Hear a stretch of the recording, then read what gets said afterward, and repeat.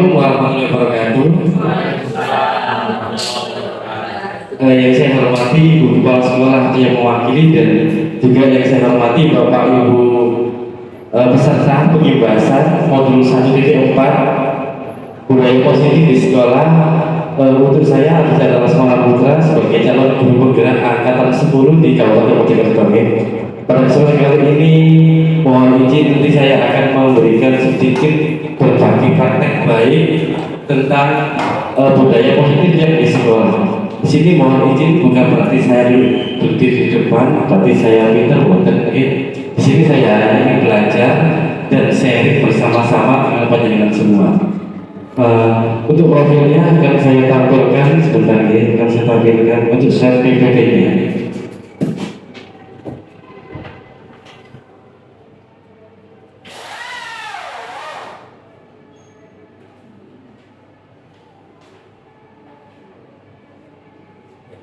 Ya ini aksi nyata saya modul 1.4, di mana di sini saya akan berbagi pemahaman dan pengalaman mengenai penerapan konsep-konsep budaya positif.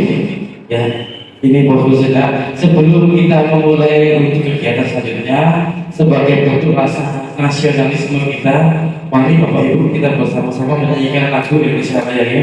Dimohon untuk berdiri semua.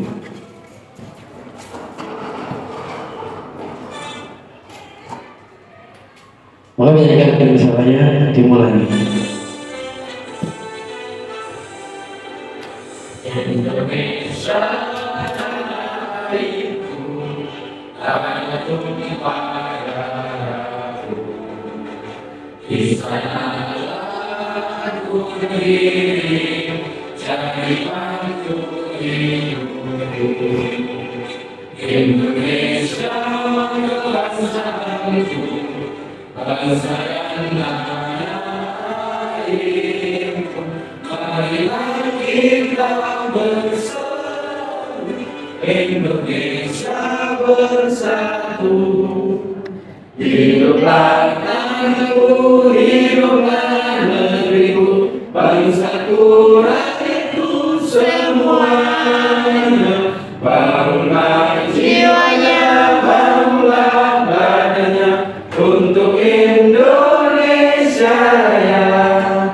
Indonesia Raya, merdeka, merdeka, tanahku, negeriku yang ku cinta. Indonesia Raya, merdeka, merdeka, hiduplah Indonesia Raya.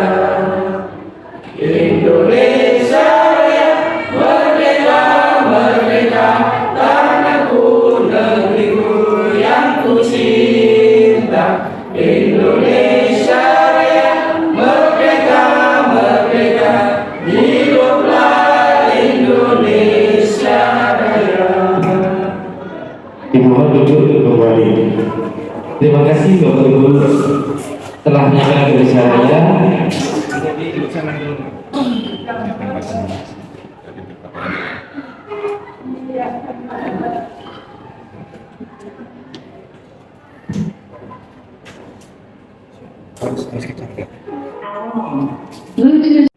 Ya, setelah menyaksikan Indonesia Raya, di sini ya, sebelum kita mulai ke pertanyaan materi intinya, di sini Bapak Ibu saya memiliki pertanyaan normatif, yakni pertanyaan pemancing dulu. Ada dua argumen, yakni antara setuju dan tidak setuju. Untuk kali pertama, kalau hukuman itu dapat mendisiplinkan siswa, kira-kira setuju atau tidak? Ketika ada argumen mengatakan bahwa hukuman itu dapat mendisiplinkan anak, kira-kira perasaan Bapak Ibu apakah setuju atau tidak setuju? Setuju. Setuju. Berarti hukuman itu dapat mendisiplinkan siswa. Setuju ya? Setuju. Yang kedua, pemberian hukuman dengan hal positif seperti membaca atau membersihkan halaman sekolah dapat meningkatkan kedisiplinan siswa. Setuju atau tidak? Setuju. Yang selanjutnya, memberi penghargaan dapat meningkatkan motivasi belajar Anda. Sangat setuju. Oh iya, berarti semua setuju. Hal-hal positif ini setuju ya. Termasuk hukuman itu tujuannya mendisiplinkan siswa. Setuju ya. Oke, next. Ini nanti budaya positif yang akan kita bahas. Kenapa saya ambil gambar ini? Gambar ini saya ambil sebagai pengertian bahwa dari budaya-budaya positif tadi di awal kita sudah tadi menjawab bersama-sama, pemberian hadiah dapat meningkatkan motivasi. Nah, ketika anak itu sudah berprestasi, maka dia akan banyak sekali mendapatkan penghargaan, dan penghargaannya itu biar bisa diapresiasi, maka mereka tidak akan pernah lelah untuk terus mencari prestasi ya. Ini kemarin salah satu bentuk prestasi siswa di SMA Ngoro, yakni anak-anak dari ekstrakurikuler PM. Jadi anak-anak menyambut juara umum kegiatan PMR di Mojokerto sebagai contoh ya. Konsep-konsep nanti budaya positif yang pertama perubahan paradigma belajar. Jadi kita akan mencoba untuk sama-sama berbagi tentang bagaimana perubahan pola pikir belajar itu seperti apa. Kemudian di sini positif, teori motivasi, hukuman dan penghargaan, dan juga restitusi yang sudah sering dibicarakan Bapak Ibu ketika guru kemarin. Restitusi, mari nanti kita cari bersama-sama.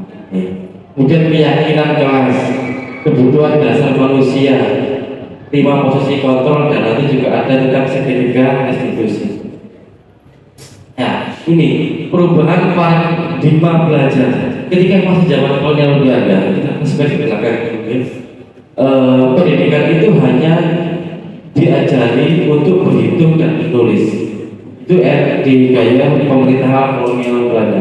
Namun pendidikan juga hanya kepentingan kolonial Belanda. Saat itu rakyat sangat dibatasi untuk mengenyam pendidikan. Namun di era pendidikan baru nanti, pendidikan bisa pada murid untuk mencapai kebahagiaan lahir dan batin yang setinggi-tingginya. Untuk kita mendefinisikan lahir batin, kebahagiaan setinggi-tingginya, mungkin nanti Bapak Ibu bisa mengartikannya sendiri.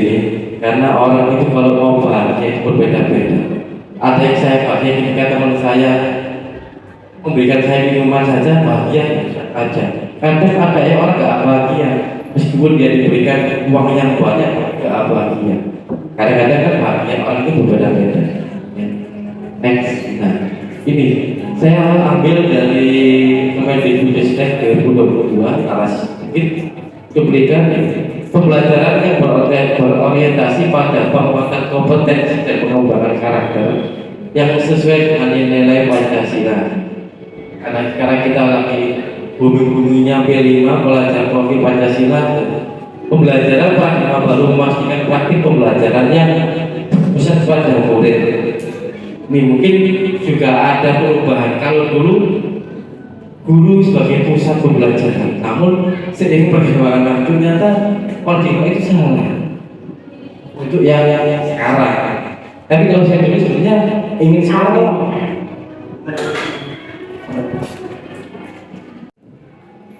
ya, yang mana setiap murid belajar sesuai dengan kebutuhannya dan tahap perkembangannya untuk mewujudkan profil pelajar Pancasila. Nah, ini lagi digaungkannya sama kementerian bahwa murid itu harus belajar tentang P5. Yakni karena apa? Karena landasan negara kita Pancasila. Makanya anak-anak sekarang diajarkan bagaimana mereka dikembangkan minatnya dalam profil pelajar Pancasila. Ini, ya ini ada 6 aspek tentang P5 atau profil pelajar Pancasila ya. Yang pertama tentunya berkebinaan global, otonom, kreatif, kritis, mandiri, dan berkenan pada Tuhan Yang Maha Esa. Ini dalam dimensi profil pelajar Pancasila yang sudah sering kita bahas, jadi kita temui di berbagai macam acara. Sekarang yang lagi boomingnya adalah profil pelajar Pancasila. Ini di sini ada apa nih? Istilahnya itu kita mau belajar mencoba mempraktekkan, nah praktek ada yang bisa jadi relawan gitu. Nah, monggo Bapak sebelum berdiri ikuti instruksi saya ya. Berarti saya butuh dua orang. Soalnya saya mungkin murid tuh bisa menjadi relawannya ya. Nah, ya. Ada instruksinya di sini, ada kegiatan kepala tangan yang sudah sering kita lakukan ya. Nah, ada dua orang ya. Instruksinya di sini sobeklah secara kertas, maka saya akan mencoba kertas.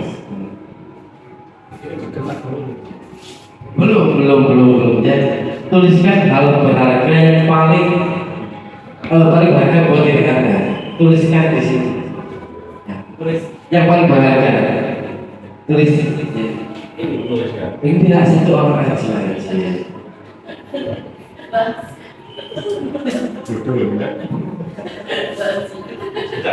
Setelah itu cobalah genggam benda tersebut. Kemudian Ibu Retno silakan untuk membukanya. Iya. Belum buka nggak mau gitu, nggak usah ya. Silakan dibujuk dengan cara apapun boleh. Mungkin Pak Mufid ganteng sekali, boleh nggak saya lihat kertasnya tadi? Malu-malu. Oh iya. Jangan kan orang baik ya. Saya boleh nggak lihat? Tidak apa-apa. Iya, ya Bapak. Ya Bapak, berarti Pak Mufid ini orang yang sangat baik hati.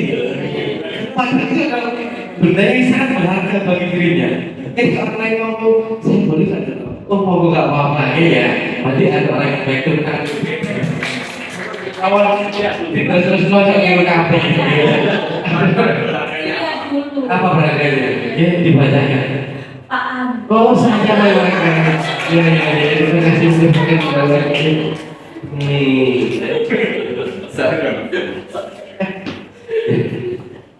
Padahal seharusnya ketika kita yang harus kita laksanakan ketika orang lain mau melihat barang berharga kita yang paling berharga. Kalau orangnya itu mungkin ya baik yang kita berikan, tapi kadang kalau itu berharga jelek, itu tadi harus kita lindungi kan adalah rahasia diri kita.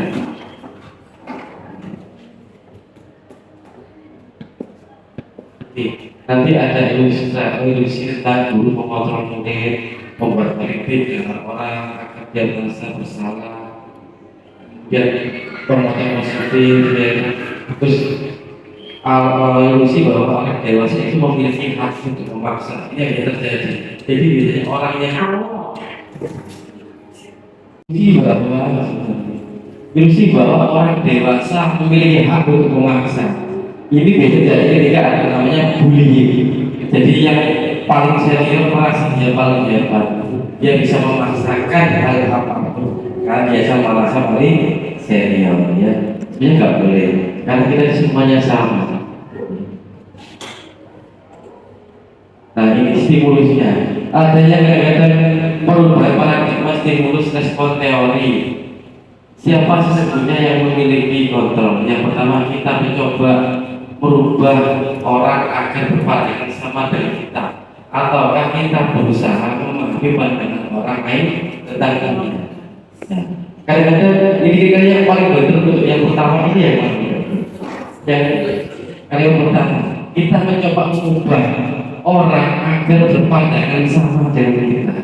Ini kan berarti sedikit memaksa. Kalau kita berusaha memahami pandangan orang lain tentang dunia, berarti kita tidak memaksa. Bisa juga kita membiarkan dan juga mengajak orang melihat dunia, tidak memaksa. Kalau kita kan akan sama dengan pandangan kita. Kemudian perilaku buruk dilihat sebagai suatu kesalahan. Yang kedua, teori kontrolnya dilihat semua perilaku memiliki tujuan. Berarti itu yang kedua ini orang dilihat dari kesalahannya saja. Karena dia menganggap bahwa suatu kesalahan itu adalah yang buruk. Bisa jadi kesalahan itu juga jadi pengalaman, tidak perlu menjadi sebuah kesalahan. Kan ada kesalahan itu juga dijadikan sebagai pengalaman. jika diulangi kembali. Semua perilaku tujuan itu pasti. Orang lain bisa mengontrol saya. Dan itu kadang-kadang hanya Anda yang bisa mengontrol diri Anda. Berarti yang bisa mengontrol diri Anda sendiri. Saya bisa mengontrol orang lain. Dan teori kontrolnya nanti Anda tidak bisa mengontrol orang lain karena tadi manusia nyambung, hanya Anda yang bisa mengontrol diri Anda. Ataupun tidak bisa mengontrol orang lain. Ya, pemaksaan ada pada saat bujukan gagal. Lek dibujuk gagal nih, jadi paksa berarti kan dia kekerasan. Ya, kamu teori kontrolnya bisa dikatakan tentang kolaborasi dan konsensus menciptakan pilihan-pilihan baru. Jadi kalau tidak bisa dibujuk, ya kita ajak kolaborasi. Model berpikir menang kalah, menang atau kalah. Tapi yang terjadi adalah banyaknya persaingan karena dia ada nanti pikirannya hanya menang atau kalah. Model berpikir menang-menang, jadi win-win solusi semua bisa memiliki solusi masing-masing, harus ada yang menang ya. Ini tadi banyak sekali kalau kita lihat positif ada yang kontrolnya, ada semua memiliki tujuan. Ada dari motivasi bagaimana menghindari hukuman, ada dari imbalan, juga nanti ada komposisi kontrol, ada hukum, ada teman sejawat, ada manajerial, ada membuat rasa bersalah, tadi ada di belakang satu ya. Di sini positif kan, dalam budaya kita makna disiplin itu dimaknai menjadi suatu yang dilakukan seseorang pada orang lain untuk mendapatkan kepatuhan. Ini pengertian dari disiplin. Dimaknai menjadi suatu yang dilakukan orang lain pada seseorang pada orang lain untuk mendapatkan kepatuhan. Biasanya kalau disiplin itu kayak bingung, tapi dia disiplin. Apakah nih konten? Kemudian sebagai guru, karena kita semua di sini fungsi sebagai seorang tenaga pengajar atau guru. Tujuan kita adalah menciptakan anak-anak yang memiliki disiplin diri, sehingga mereka bisa berperilaku dengan mengacu pada nilai kebajikan universal dan memiliki motivasi intrinsik bukan ekstrinsik, jadi motivasi dari dalam dirinya. Kalau kita lihat dari yang segmen yang kedua itu sebagai pendidik, maka anak-anak seharusnya diajarkan pertama itu bukan tentang materinya dulu, tapi diajarkan bagaimana cara mereka untuk mengikuti tata tertib yang utama, dari disiplin diri dan nanti yang mampu untuk memahami materi. Tapi kalau ada tidak disiplin, misalkan nggak kerjakan PR, tidak belajar, maka yang terjadi dia tidak akan bisa kita memiliki kecerdasan yang tinggi atau untuk kita. Karena awalnya dia tidak disiplin. Ini nilai kebajikan ada nilai beriman, mandiri, kritis, sama dengan TDP, profil pelajar Pancasila next power. Disiplin positif merupakan salah satu cara penerapan disiplin yang bertujuan untuk menumbuhkan kesadaran anak untuk melakukan sesuatu tanpa hadiah, ancaman maupun hukuman. Jadi disiplin itu ya benar-benar kesadaran anak tidak harus mereka itu melakukan sesuatu hal yang sesuai dengan kode menurut hadiah, tapi tidak salah ya. Tidak harus seperti itu gitu.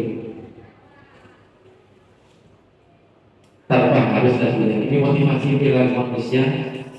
Motivasi nanti materinya tidak ada di Google ya. Ini dorongan yang timbul pada seseorang secara sadar atau tidak sadar untuk melakukan suatu tindakan dengan tujuan tertentu. Motivasi. Saya termotivasi untuk misalkan jadi A, jadi B, jadi C dan lain-lain. Adanya dorongan. Ini ada dua teori motivasi, ada dari eksternal dan internal. Kalau dibacakan ini yang pertama eksternal untuk menghindari tidak nyaman hukuman. Apa yang terjadi apabila saya tidak melakukannya? Berarti dia merasa sedikit saya termotivasi karena paksaan, karena dia takut akan mendapatkan hukuman. Yang kedua, ini masih motivasi eksternal dari luar untuk mendapatkan imbalan dari orang lain atau institusi. Apa yang akan saya dapatkan setelah saya melakukan? Ini kan berharap imbalan. Tapi kalau dia motivasinya dari diri sendiri, mungkin untuk menghargai diri sendiri, misalkan akan ada muncul pertanyaan, saya akan menjadi orang yang seperti apa bila saya melakukan. Jadi dia tahu apa yang di dirinya sendiri. Tapi kalau dari luar, nanti sama yang poin nomor 2, apa yang akan saya dapatkan ketika saya melakukan yang dapat sesuatu hal hadiah atau imbalan.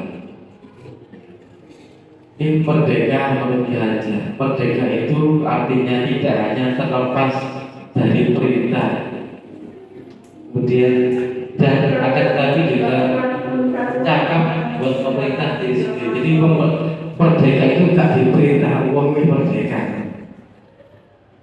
Tapi nek mriki lho merdeka berarti diperintah aja. Kalau Pak Budi perintah berarti saya berarti merdeka. Mohon maaf.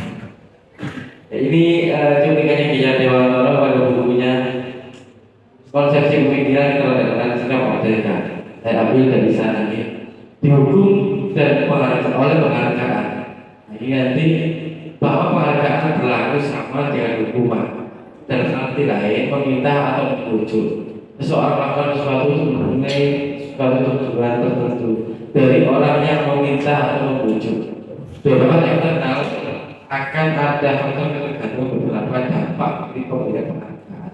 Ini menurut Alfie Kohn ya tentang penghargaan.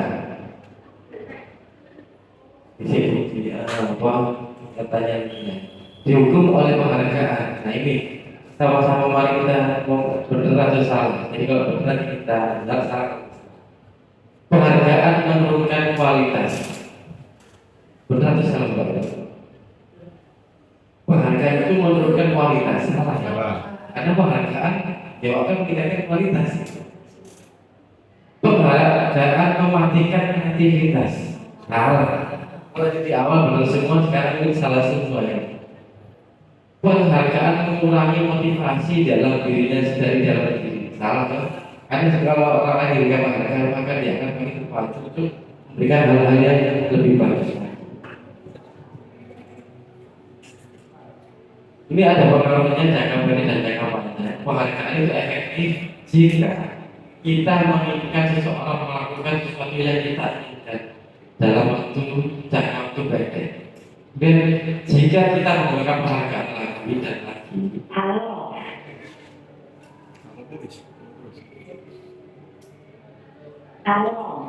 Bluetooth mode.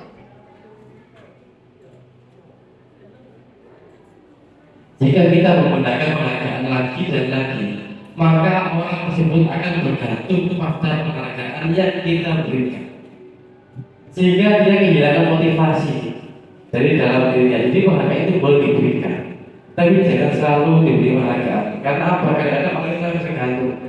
Ya nek diregani enggak. Jika kita mendapatkan penghargaan untuk melakukan sesuatu yang baik, maka selain kita senantiasa berharap mendapatkan penghargaan tersebut lagi, kita pun tidak menyadarinya karena kita pun berharap akan diberikan penghargaan. Ini efektivitas penghargaan. Penghargaan tidak efektif hanya jika Anda melakukan hal ini, maka Anda akan mendapatkan penghargaan yang tidak efektif. Kemudian jika saya mengharapkan suatu penghargaan, dan tidak mendapatkannya, ini berharap, maka saya akan kecewa dan berkecil hati. Kemungkinan lain kali saya tidak akan berusaha sekeras sebelumnya karena usahanya tidak dihargai. Makanya foto, bahasa Indonesia saya boleh, ada nggak ada dengan boleh. Penghargaan itu juga bisa merusak hubungan orang lain, contohnya iri, ya, terus ya jadi motivasi hanya sesaat untuk menyenangkan guru kalau siswa, kalau mungkin dari guru menyenangkan pimpinan Akhirnya penghargaan itu juga bisa merusak karena menciptakan persaingan. Ini pencitraan itu yang terdapat unsur-unsurnya juga.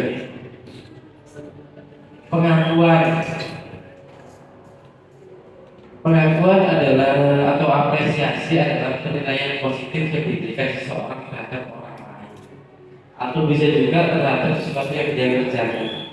Selain pekerjaan, apresiasi juga lekat dengan segala hal yang berhubungan dengan karya, seperti karya sastra dan karya lain. Biasanya yang sering ada penghargaan atau apresiasi itu sebuah karya yang misalnya bagus sekali, tulisannya indah sekali, ternyata musiknya enak sekali, itu biasa orang apresiasi. Namun di sini nanti kita juga bisa memberikan apresiasi terhadap murid-murid kita yang belajar di kelas. Misalkan, kalian pintar sekali, kerjaanmu bagus sekali, dan kadang-kadang saya juga nilai kalian bagus sekali, itu juga harus diberikan sebuah apresiasi. Yakni nanti apresiasi juga perlu diberikan pada murid kita. Ini contoh pengakuan apresiasi yang baik itu kebajikan. Kalimat bukanya nanti nyambung, nanti nyambung. Pembukanya kemarin saya perhatikan rasa empatimu besar sekali pada saat menolong murid-murid. Jadi ada kalimat pembuka, ada kalimat yang mencerminkan kebajikan, ada kalimat yang mencerminkan situasinya. Yang kedua, kalimat pembukanya saya menghargai kepedulian, karena peduli itu termasuk dengan kebajikan. Situasinya pada saat kamu membantu teman-temanmu pada tugas pokok. Ya. Kemudian kalimat pembukanya adalah mungkin pengakuan yang baik. Terima kasih untuk rasa tanggung jawabmu pada saat kamu menuntut kertas-kertas berserakan. Nah, meskipun hanya kalimat, kadang-kadang bisa membesarkan hati orang. Terima kasih. Itu saja kadang-kadang orang yang biasakan senang sekali. Meskipun tidak dibalas dengan uang. Tapi salah. Gimana? Yang penting kan sudah ada rasa empati. Terima kasih. Alamat terima kasih. Lanjut. Ya lanjut. Lagi ada kita nanti memiliki tugas membedakan mana hukuman dan mana konsekuensi. Boten kayak jawab mungkin. Mana hukuman dan mana konsekuensi. Ya, misalkan ada di yang saya lakukan ya. Tapi itu saya konsekuensi. Bluetooth mode. Mungkin dari konsekuensi yang pertama, mencatat 100 kali dalam buku kalimat. Saya tidak akan terlambat lagi karena saya tidak akan terlambat lagi karena terlambat sekolah. Yang saya lakukan biasanya ini hukuman atau konsekuensi? Hukuman. Kita ngerti nomor 1 hukuman. Ini kita buktikan juga mungkin. Kemudian lari mengelilingi lapangan basket 2 kali karena lapar di hadir ke sekolah. Hukuman atau konsekuensi? Konsekuensi atau hukuman? Hukuman. Bukan sih balik itu hukuman itu ya. Murid diminta mushaf 15 kali karena tidak menggunakan masker ke sekolah. Hukuman. Menggantikan kertas tugas teman yang telah dicoret-coret. Konsekuensi. Pinter-pinter ya, nanti jadi guru penggerak. Terima kasih. Dengan saja. Kemudian membersihkan tumpahan air di meja tulis karena tersenggol pada saat belajar. Konsekuensi.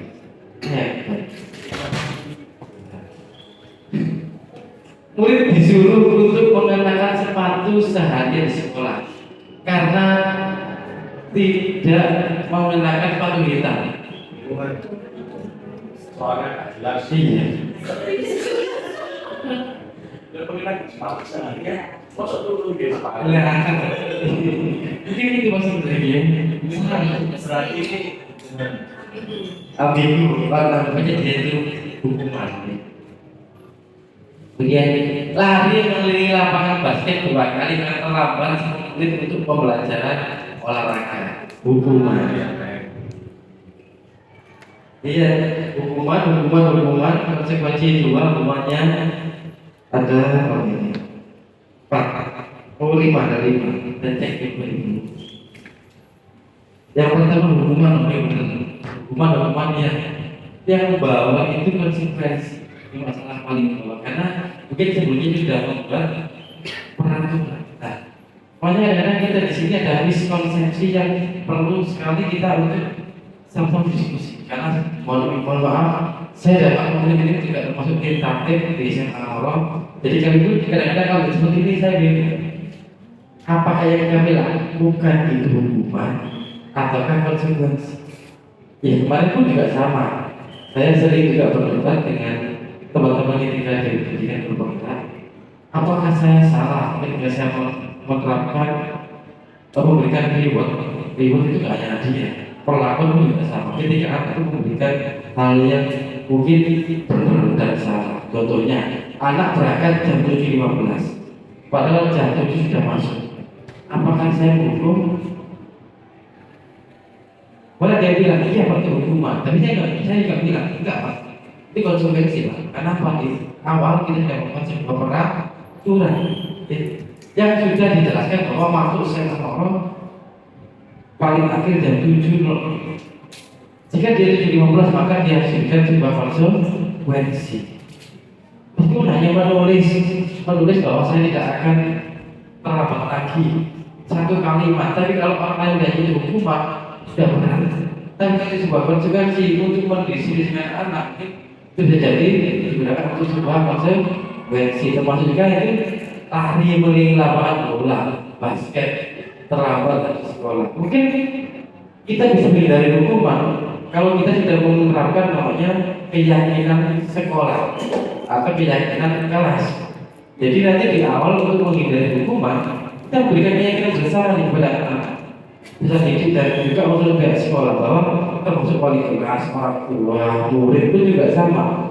Kita berikan mereka sama-sama keyakinan bahwa yang kita lakukan sama-sama tujuannya untuk mendisiplinkan siswa, bukan untuk menghukum siswa. Misal anak tidur di sekolah, dan kita nanti apa konsekuensinya? Atau anak terlambat sekolah, atau anak nggak masuk sekolah. Itu kalau kita lihat bahwa anak nggak masuk sekolah, nggak dinaikkan anak nggak masuk sekolah beberapa sekian hari dihukum dengan cara tidak dinaikkan kelas, itu hukuman. Tapi kalau udah konsekuensi maka si anak itu tahu kalau dia nggak masuk dan akan ada konsekuensinya. Kita hanya tinggal menjelaskan logat minimal batas tingginya 20 hari, tapi anaknya sudah 25 hari. Berarti kalau tidak kita ada perjanjian di awal, maka sudah mungkin tidak akan hukuman lagi alasinya. Sudah menjadi sebuah konsekuensi. Nah makanya kadang-kadang kita juga harus hati-hati. Menurut saya pun juga hati-hati dengan ngomong kita ketika menangani anak seperti itu. Kalau kita langsung sampai ada peraturannya tatip anak terlambat 10 kali suruh pulang. Kalau itu tidak ada di peraturan tertib, maka kita akan melanggar itu namanya kita nggak hukum. Tapi kalau tidak ada kesepakatannya, mungkin jika kamu terlambat, maka itu bisa juga jadi anak kita akan masuknya di konsekuensi gitu ya. Jadi itu perbedaannya hukuman dan konsekuensi menurut pandangan saya. Dan juga dibantu dengan teori ini. Karena kami sering berhadapan dengan itu tadi orang-orang anak-anaknya yang bermasalah. Nah, perbedaan hukuman dan konsekuensi. Kalau hukuman sesuatu yang menyakitkan, kemudian hukuman membuat anak sakit, baik fisik maupun perasaan. Hukuman. Kemudian hukumannya lagi anak membenci disiplinan, tapi kan fisik hukum. paksaan identiknya dengan ideologi marxisme. Kemudian mendorong anak menyakiti diri sendiri dengan lari tadi. Itu definisinya untuk hukuman. Konsep diri yang buruk, anak belajar menyembunyikan kesalahan, mereka itu dihukum. Marah, merasa bersalah, dipermalukan, merasa haknya gak dihargai. Kalau itu dia merasa kalau jadi dihukum. Tapi kalau dia sudah merasakan dia juga ini konsekuensinya, maka sesuatu harus terjadi, ya jadi. Karena dia sudah melampaui pelanggaran yang sudah diyakini bersama, makanya konsekuensinya harus diberangkat. Membuat anak merasa tidak nyaman dalam jangka waktu yang pendek, nggak nyaman karena dia melanggar konsekuensi. Kalau dihukum jangan lama. Contohnya, saya pernah dulu di SMP dihukum guru saya, dikaplok. Kemarin beliau sama saya satu bangsa, please. Dan saya nakal kan, saya nakal. Nanti konsekuensi. Iya, makanya saya tidak akan merasa tersakiti karena itu konsekuensi. Nanti contohnya Mana? nanti. Saya kalau saya dulu pernah dikawal, tidak dihukum, bukan ya. Ini konsekuensi. Saya sadar, saya nggak apa-apa, karena saya sadar saya salah. Kau yang bisa sama saya mau dodi kan bilang tak coplok nih. Pas sama ya. Itu akhirnya jadi kau biar nakal, gimana? Karena saya nakal, saya menerima itu konsekuensi saya. Misalkan saya dulu dikawal, tapi saya mantel, ya. Karena saya kalau kemarin emang saya salah, saat itu saya di pengajar, saya usil, saya lempari teman saya dengan sepatu. Makanya saya tidak itu mungkin karena saya menerima karena itu konsekuensi saya. Nah, mendorong anak untuk mudah menyesuaikan diri dalam konsekuensi itu. Konsepnya yang baik, anak belajar mematuhi peraturan itu kan konsekuensi karena di awal mereka tidak tahu. Kalau dia melakukan ini maka mendapatkan ini. Jadi mungkin dia akan sedikit belajar mematuhi peraturan sampai nanti kehilangan hak, tidak nyaman itu ya, next. Restitusi. Oh banyak sekali mungkin bisa dipahami sendiri ya Bapak Ibu karena waktunya juga sangat masih berjalan ya. Ya ini identitas gagal nanti bisa dipelajari Pak ya. Nah ini ciri-ciri restitusi. Restitusi itu yang pertama ciri-cirinya bukan untuk menebus kesalahan, namun untuk belajar dari kesalahan. Yang kedua, memperbaiki hubungan. Yang ketiga, tawaran bukan paksaan. Kalau kita lihat tadi pengertian restitusi itu proses menciptakan kondisi bagi murid untuk memperbaiki kesalahan. Jadi mereka bisa kembali pada kelompok mereka dengan karakter yang lebih kuat. Restitusi juga merupakan proses kolaborasi yang mengajarkan murid untuk mencari solusi untuk masalah mereka.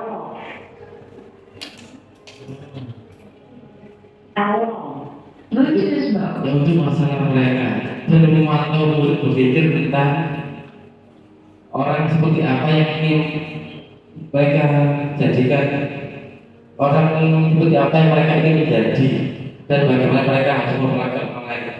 Pengertian dari dosen tentang restitusi. Nah di sini, ciri-cirinya tadi tidak untuk menebus kesalahan, tapi belajar dari kesalahan. Yang kedua, memperbaiki hubungan, kemudian tawaran dan paksaan. Dan selanjutnya restitusi menuntut melihat ke dalam dirinya, dia belajar dari dalam dirinya. Kemudian restitusi mencari tujuan dasar yang mendasari tindakan. Restitusi adalah cara yang paling baik. Kemudian fokus pada karakter bukan tindakan. Restitusi juga berfokus pada solusi. Dan juga yang terakhir restitusi mengembalikan murid yang dibuat salah mata kelompoknya. Nanti kita sedikit melihat video restitusi kemarin ketika saya tugas membuat restitusi dan ada video. Ini konsep disiplin dengan bisa sukses, ada konsekuensi, ada restitusi. Jadi konsekuensi itu bermuatan jangka pendek, perlu monitoring, ada stimulus dan responnya, mulai menghormati peraturan. Jadi kalau konsekuensi dan restitusi bedanya, kalau konsekuensi itu mereka mendapatkan dari peraturan. Kalau dia langgar, mereka tidak mendapatkan. Sudah ada peraturannya.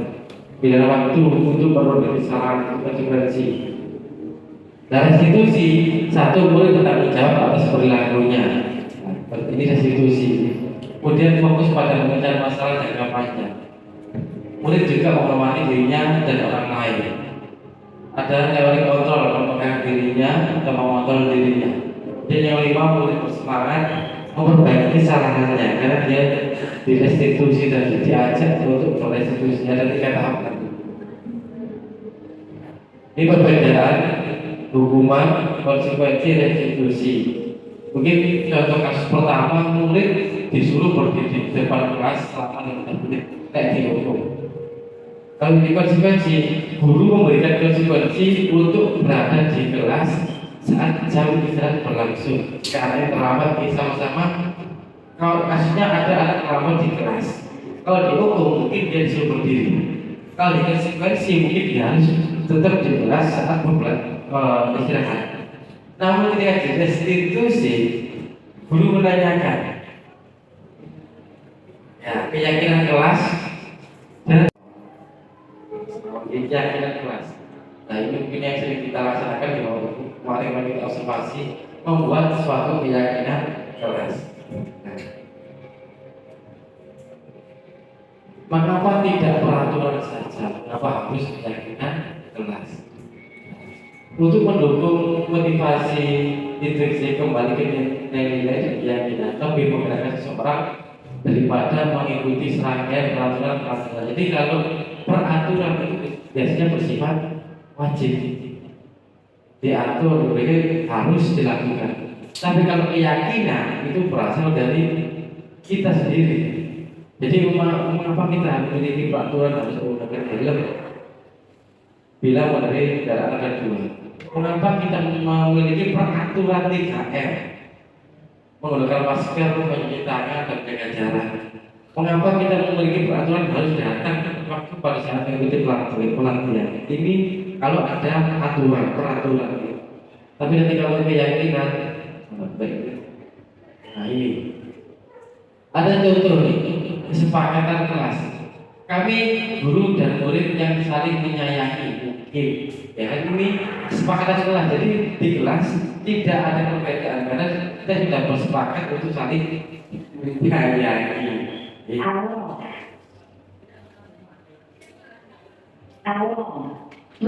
Kemudian kami dan murid semangat belajar. Sepakatannya ya kita harus belajar bersama-sama. Kemudian kami dan murid peduli dengan teman-temannya. Jadi tidak ada intoleransi lagi. Karena mereka kami sudah membuat kesepakatan. Jadi nggak boleh nggak boleh mungkin ya, nggak boleh dulu musuhan. Karena kita sudah sepakat bahwa kami saling menyayangi, semangat dan juga peduli. Ini peraturan ya. Selalu kembalikan hukum di tempat itu peraturan. Kemudian dilarang mengganggu orang lain. Biasanya kalau biasa ada dilarang bertamu pada jam sekian kan, berarti karena tidak mengganggu orang lain. Ini peraturan. Kemudian hampir di sekolah 15 menit sebelum pelajaran dimulai. Hanya kemarin kalau kita lihat di jadwal sekolah itu masuknya jam 7.00, pembelajaran dimulai jam 7.15 ya. Gitu. Jadi anak-anak mematuhi peraturan 15 menit sebelum pembelajaran dimulai sudah di sekolah. Dilarang melakukan kekerasan, dilarang menggunakan narkoba. Bergantian atau menunggu menggunakan masker, jangan berlari di kelas atau koridor, itu mungkin peraturan. Tapi kalau keyakinan, nah ada tanggung jawab, menghormati orang lain, komitmen keselamatan, kemudian kesehatan. Karena keyakinannya kalau dilarang menggunakan narkoba, berarti dia berkeyakinan bahwa untuk kesehatan. Kemudian bergantian atau bilang, ya keyakinannya yakni menghormati orang lain dan bersabar. Menggunakan masker itu untuk kesehatan dan keselamatan dan seterusnya. Banyak sekali ini, nanti ini bisa dibaca bahwa ini. Kemudian ini 5 kebutuhan dasar manusia. Kalau hidup sehat itu ada 4 sehat, 5 sempurna. ada apa biasanya Bapak Menteri 4 sehat 5 sempurna. Apa makanan 4 sehat 5 sempurna? Susu loh. Susu ya, kemudian sayur, buah, karbohidrat, protein dan susu kan. Kebutuhan dasar manusia yang ini makan kalau sini. Jadi manusia membutuhkan 5 kebutuhan dasar. Yang ini yang pertama rasa kasih sayang. Enggak boleh kasih sayangnya. Kemudian kebutuhannya lagi tentang penguasaan dalam dirinya. Freedom, mereka membutuhkan sebuah kebebasan dan juga kesenangan. Yang terakhir bertahan untuk hidup. Jadi dasar manusia ini pengen senang, butuh senang, butuh nyaman, butuh bebas. 5 kebutuhan dasar. Menurut mungkin orang lain masih pengen duit, rumah mewah, mobil 2, bojo 3, macam-macam. Misalkan ini nanti kita sama-sama melihat sedikit video ini tentang posisi kelompok yang akan dijelaskan oleh sebenarnya. Salam bahagia ibu dan bapak guru yang Mohon dicek bersama-sama. menerapkan disiplin positif restitusi. Salah satu program yang dikembangkan adalah 5 posisi kontrol. 5 posisi kontrol restitusi adalah proses perjalanan seorang pendidik agar dapat mengenali dirinya. Pada sini kali ini kita akan membahas tentang 5 posisi kontrol yang dikembangkan oleh Daniel Rosen dan contoh penerapannya.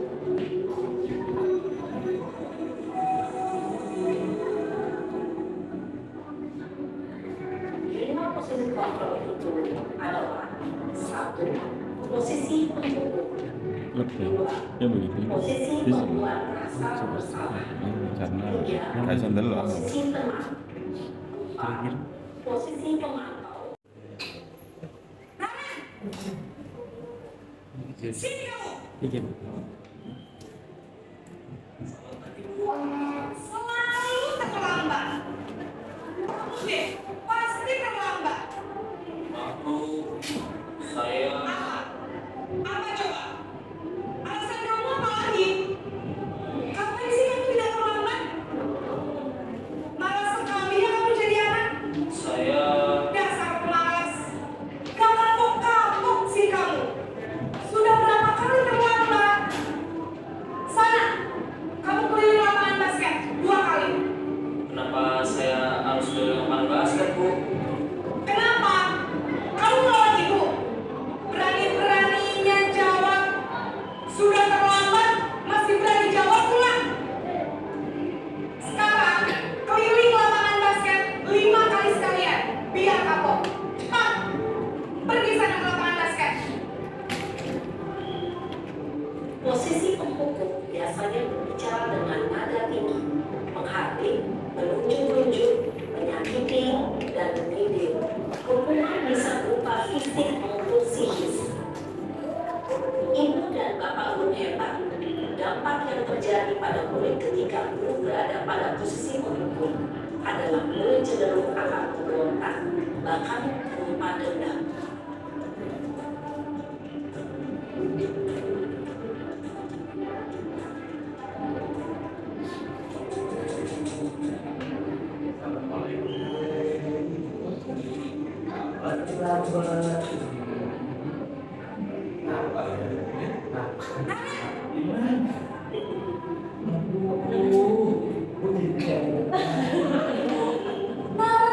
Naren, kamu kenapa terlambat lagi, nak? Ya Tuhan, Naren, kamu senang ya bikin ibu susah ya? Kalau kamu terlambat lagi, nanti ibu yang ditegur bapak kepala sekolah, nak. Disangka ibu tidak bisa membina kamu.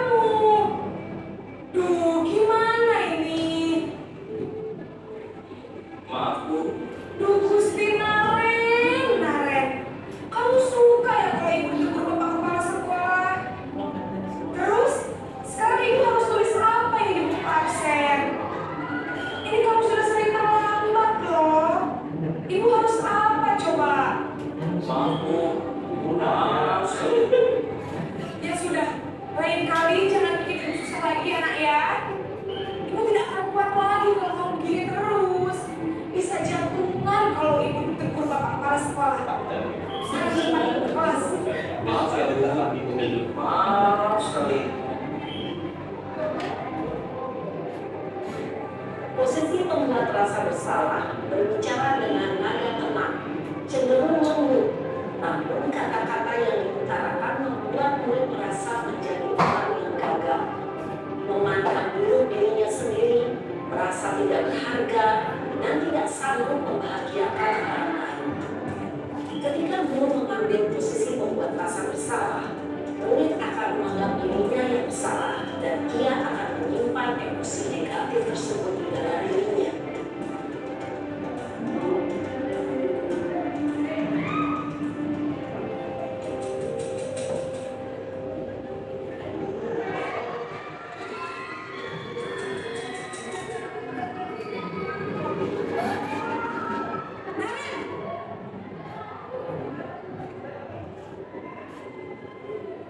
Selamat pagi Bu. Wah, sudah jam berapa ini, Nan? Bangun lagi ya, sayang. Iya Bu, habis ibu saya lupa bangunkan saya Bu. Kamu malah menyalahkan ibu kamu. Tapi anaknya orangnya paling kencang.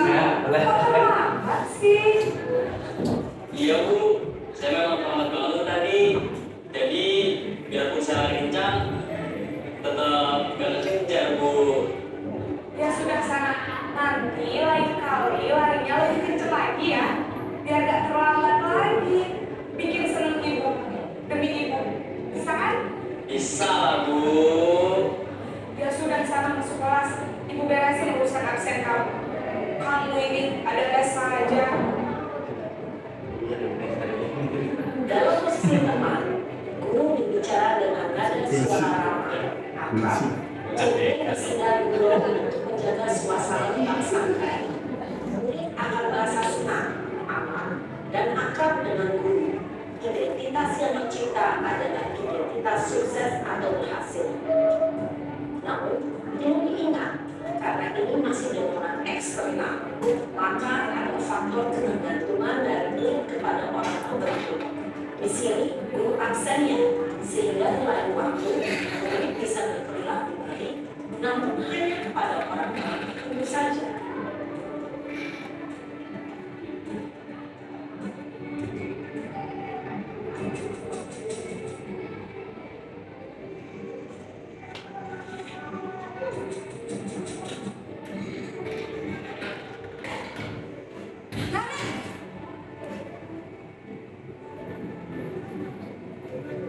Selamat pagi Bu. Naren, apa peraturan sekolah kita tentang jam berapa kita harus masuk sekolahnya? Kita harus di sekolah jam 7 Bu.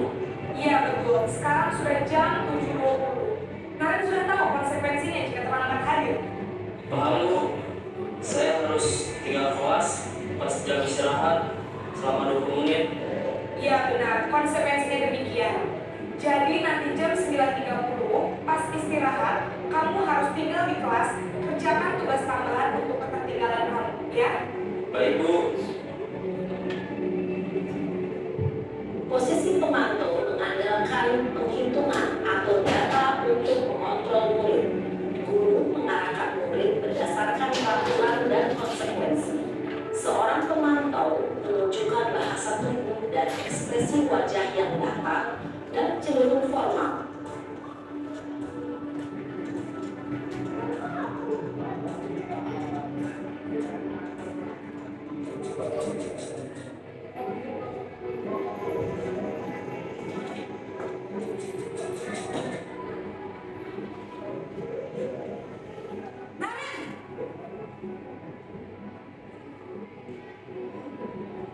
Selamat pagi Bu.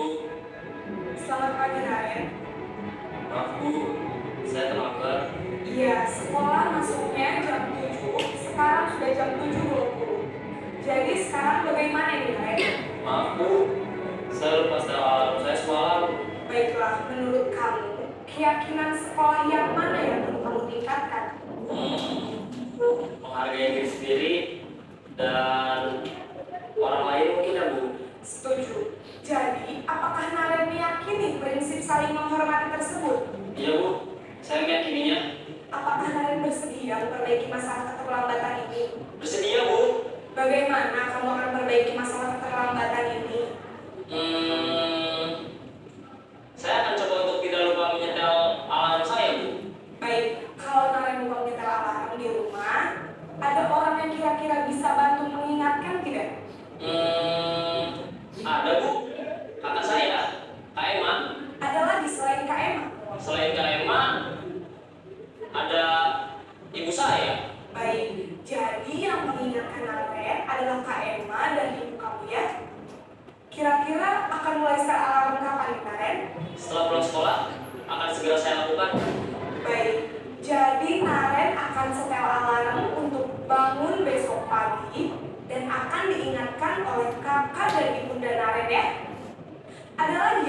perlu dilakukan, Aren? Agar tidak terlambat bangun lagi. Tidak ada, Bu. Baik, Aren. Terima kasih untuk kerjasama.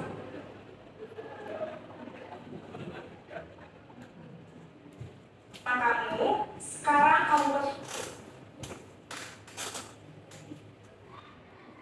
kembali ke kelas untuk belajar. Baik, Bu. Terima kasih. Posisi manajer adalah posisi kontrol yang disarankan untuk membimbing murid memiliki sikap disiplin yang positif, yaitu murid yang mandiri, bertanggung jawab, dan dapat memecahkan masalah. Tujuan dari posisi ini adalah agar murid dapat berefleksi atas tindakannya. Guru akan dengan tulus memberikan pertanyaan-pertanyaan bermakna, sehingga membuat murid dapat belajar dari kesalahannya dan mencari sebuah solusi untuk menyelesaikannya. Ibu dan Bapak Guru hebat, setelah mengamati adegan kelima posisi kontrol tadi, kira-kira posisi mana yang paling ideal? Posisi mana yang dapat menunjang motivasi intrinsik murid? Ya, tentu posisi manajer. Posisi ini memang posisi ideal yang ingin dituju setiap pendidik. Pada posisi inilah, guru dapat menerapkan disiplin positif yang memihak pada murid, yang memerdekakan murid. Perjalanan seorang pendidik tentunya tidak mudah untuk sampai pada posisi seorang manajer. Namun, tujuan kita pasti, yaitu menciptakan murid-murid yang mandiri, merdeka, dan bertanggung jawab. Semoga penggambaran 5 posisi kontrol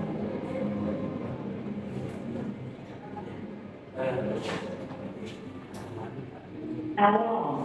Bluetooth mode.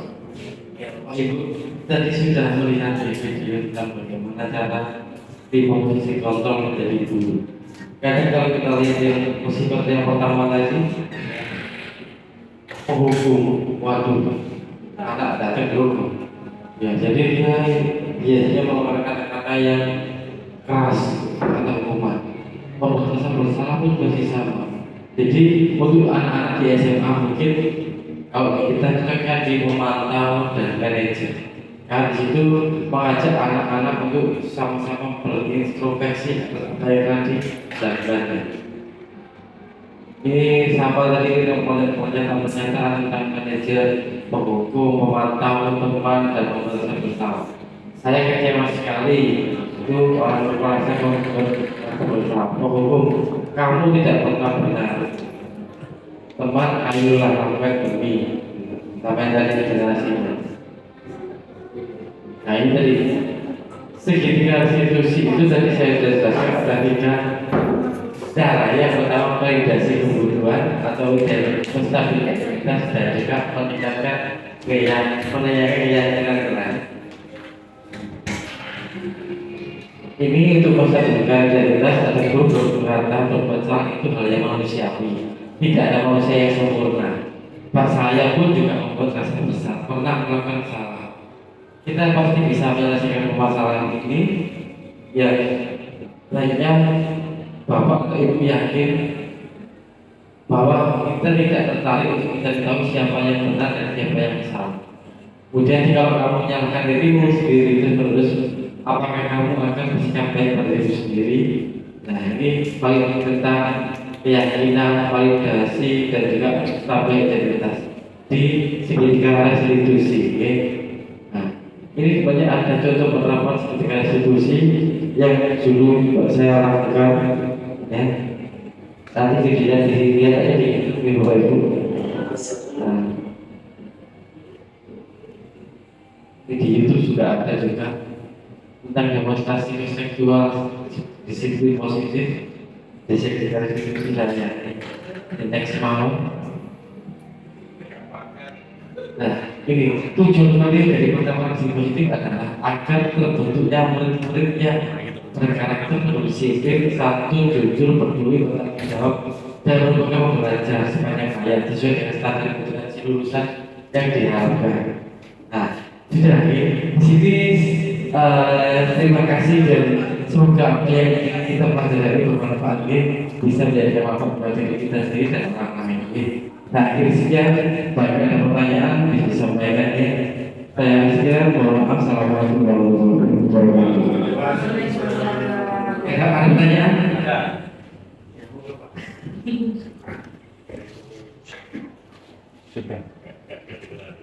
Bentar. Di video. Kalau tidak ada pertanyaan, nanti tidak perhatikan. Assalamualaikum warahmatullahi wabarakatuh. Sangat luar biasa materi yang telah dipaparkan. Tapi ada beberapa yang mungkin kita sebagai seorang guru yang menghadapi anak-anak, saya kira apa yang dipaparkan di dalam kurikulum Merdeka adalah sebuah teknis yang mana kita untuk melaksanakan di lingkungan pendidikan dengan berbagai macam keadaan anak-anak, dengan berbagai macam latar belakang anak-anak, mungkin kita akan kesulitan. Yang pertama tadi mulai dari yang video yang terakhir tadi, ada 5 posisi hukum tadi. Nah, yang paling ideal adalah manajerial. Tapi seperti kita sudah melakukan itu sampai guru juga bisa cara itu. Kalau sudah pakai itu terus gagal, apa yang dilakukan menurut dalam teori kurikulum Merdeka. Yang kedua, tadi tentang hukuman sama konsekuensi. Memang secara bahasa itu berbeda, tapi saya yakin keduanya itu memiliki tujuan yang sama, yaitu adalah sama-sama memberikan kebaikan terhadap peserta didik. Seperti yang tadi dicontohkan oleh Bluetooth mode. tadi yang dicontohkan oleh Bapak Adi, bahwasanya saya teringat dulu dikaplok oleh salah satu guru dan sekarang menjadi salah satu teman di MGLG. Hanya tadi mengatakan apakah itu hukuman atau konsekuensi. Karena bagi saya dulu pasti Pak Andi belum mengenal kurikulum Merdeka. Pasti sebelumnya adalah hukuman. Dan secara efektif terbukti hukuman itu bisa mencetak orang hebat seperti Pak Andi Chandra. Sedangkan konsekuensi belum tentu bisa mencetak orang hebat. Saya tadi sempat browsing tentang pengertian perbedaan antara konsekuensi sama hukuman. Ternyata konsekuensi adalah tindakan langsung saat orang itu telah melanggar suatu aturan atau melanggar sesuatu kesepakatan. Sedangkan hukuman itu adalah sesuatu yang ditimpa oleh seseorang sesuai dengan prosedur-prosedur yang telah ditetapkan. Dan saya yakin setiap sekolah itu pasti sudah memiliki prosedur. Menurut saya makanya itu hukuman dengan konsekuensi. Contoh ini, sesuatu yang menyakitkan harus terjadi, sesuatu harus terjadi. Untuk menjadi orang hebat itu memang harus sakit. Makanya tidak ada di dalam militer mendidiknya itu dengan yang lepek. Ayo bangun, saya dulu nggak bisa. Kenapa? Karena kita mau ingin menjadi orang yang hebat, ya harus sakit dulu. Tidak ada. Kita menjadi orang yang bahagia, tadi secara fisik maupun secara batin.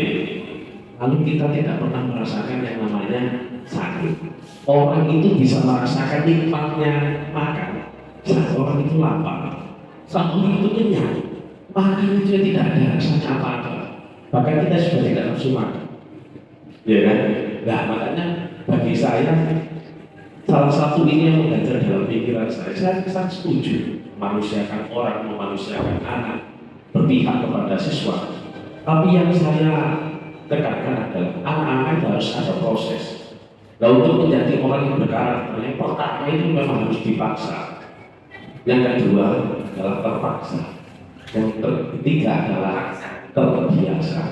Dan yang terakhir adalah menjadi orang yang luar biasa. Seumpama gurunya dulu Bapak Adi Chandra tidak mengaplok jenengan, tidak dipaksa karena jenengan nakal. Ya, apa yang terjadi? mungkin jenengan tidak akan berdiri di sini menjadi guru, mungkin jenengan akan berada di lampu merah. Jangan dididik oleh orang-orang yang lebih mendukung sampai, karena sampai melakukan kesalahan dikaplok, dijejel dan lain-lain.